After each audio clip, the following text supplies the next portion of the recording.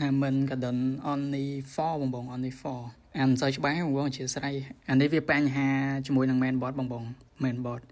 vì mình pi càng này thì muối thmỏ càng này thì pi về khôi men bot bị cha cái năng haiจะไปยังพลับโดcái năng ទៅវាបើកចេញប៉ុន្តែយើងចូលបន្តទៀតទៅវាបើកចេញវិញចុះវងវាបើកចេញវិញដំណើរការធម្មតាវិញហើយសម្រាប់ថ្មនេះគឺយើង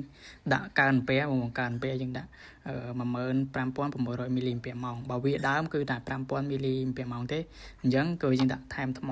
កើនពេអញ្ចឹងគឺការប្រើប្រាស់គឺប្រើបានយូរបងប៉ុន្តែការនៃការសាកគឺសាកចូលរឿងយឺតបន្តិចបងសាកចូលរឿងយឺតបន្តិចបង